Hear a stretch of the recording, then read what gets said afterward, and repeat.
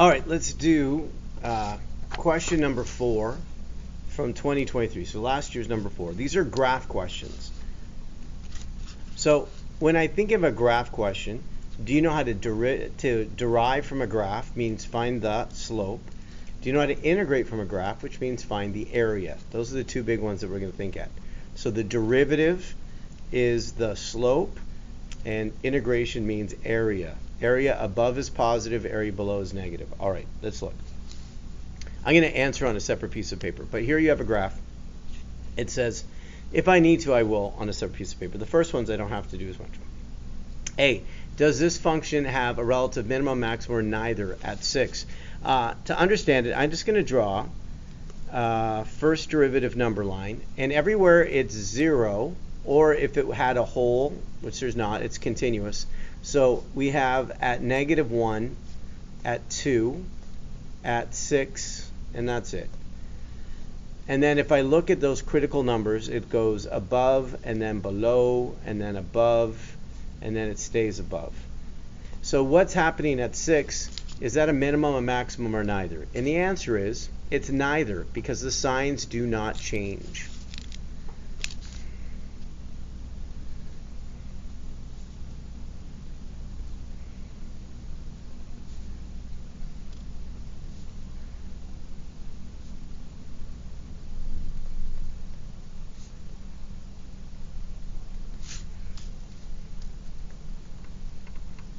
And then we gave a reason. So at 6, it's neither, because the derivative does not change signs.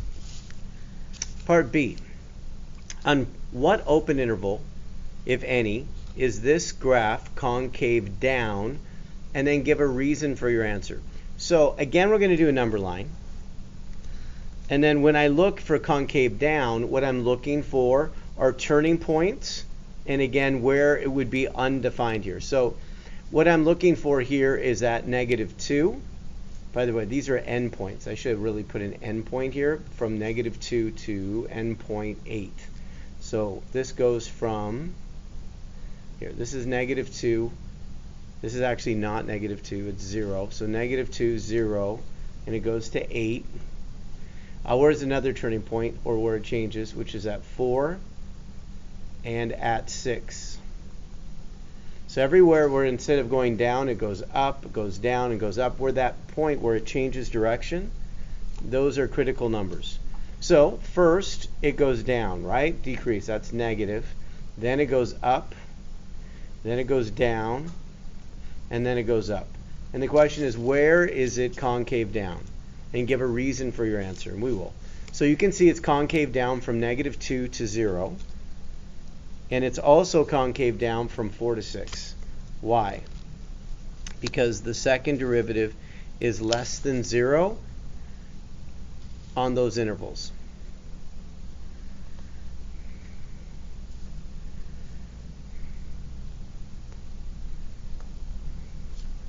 Or the second derivative is negative. All right, part C. This one I might need a little more space. We'll see. Fine. So here's a limit question. And show if it exists or doesn't exist. So for this, we're going to separate it into 2. So the numerator and the denominator. So let's look at the numerator first. So I'm going to plug 2 in. So it's 2. So it looks like that. So where there's an x, I plug in 2. F of 2 is just the point. Now it says here f of 2 equals 1. Remember, this is not the graph of the function, it's the derivative. So f of 2 equals 1. So that's 6 times 1, and then 3 times 2. And then what answer do I get is 0. Now we're going to do the same thing to the denominator.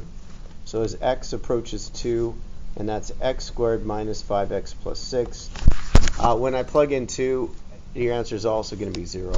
So it's indeterminate. So that means I'm going to take the derivative, right? L'Hopital's rule. So the derivative of 6 times f at x would just be 6 times f prime at x. And the -3x would be -3. The denominator would be 2x minus 5. And then again, we're going to plug in. So I'm not going to separate because this is not indeterminate. I already know it's not indeterminate because the denominator is not 0. So I can see the denominator, 4 take away 5 is negative 1. Now, the derivative at 2, so this is the derivative graph. So at 2, what's the answer to the derivative? And the answer is 0.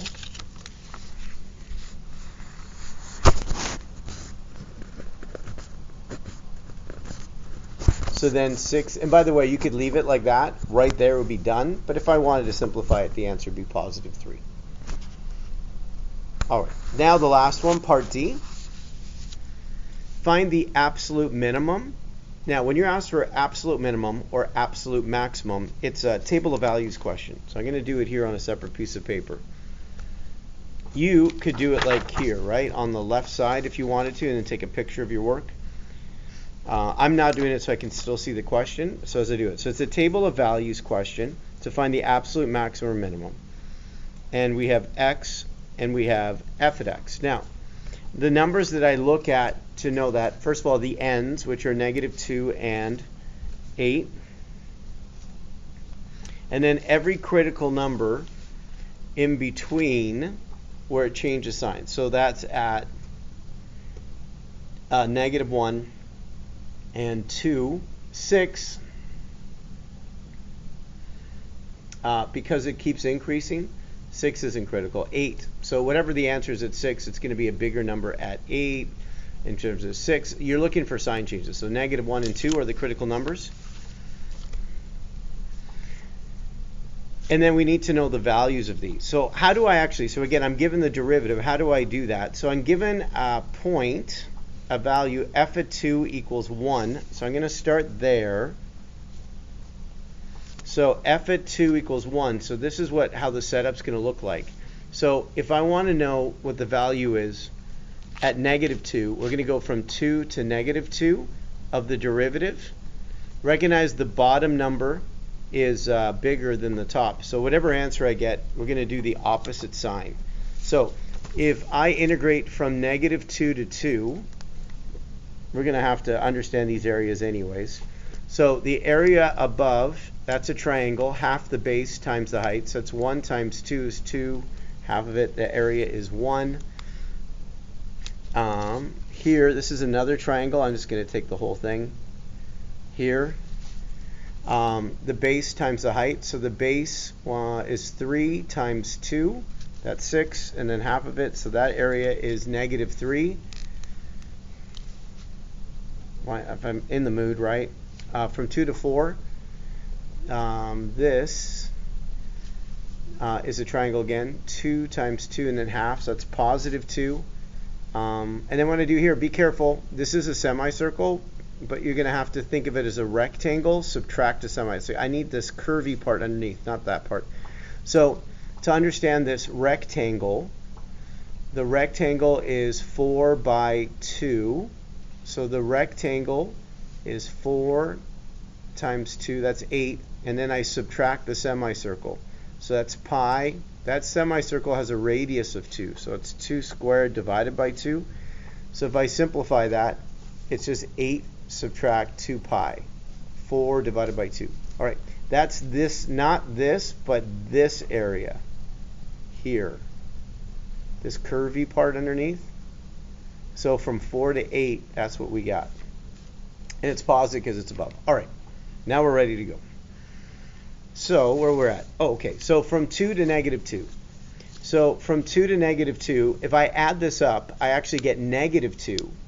But because it's flippity-flopped with the bounds, it becomes positive 2. So 1 take away 3 would be negative 2. Because this is flippity-flopped, you add instead of subtract. And so this answer here at negative 2, the answer is 3. At 8, we're going to do the same warm-up, the same setup. So 1 plus, again, 2, but now to 8. So if I go 2 to 8, I'm going 2 plus 8, take away 2 pi. So that's 10, take away 2 pi. And then altogether 1 plus 10, that's 11, subtract 2 pi. Then we have to decide, is that going to be the minimum value or not, we'll see in a moment. If you ever need to estimate it, just think of pi as 3 instead of 3.14. So 2 times 3 is 6. 11 take away 6. That answer is about 5. I already know it's not a minimum because it's already bigger than 3.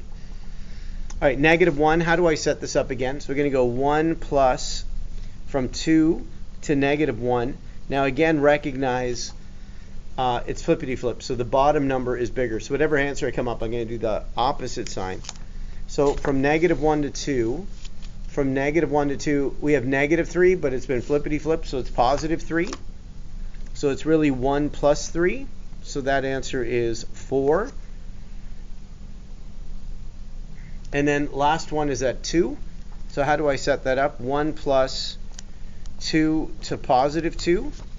This one's the easiest one because there's no, from 2 to 2, in terms of integrating, there's no area from 2 to 2. It's just, well, anyways, that's 0.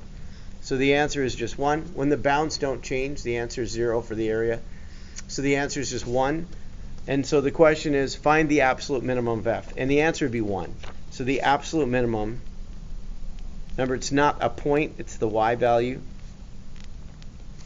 So the absolute minimum is 1, table of values. Hey, Mr. G Math over and out. I'm proud of you for doing your work. This was the actual question used last year. Till next time.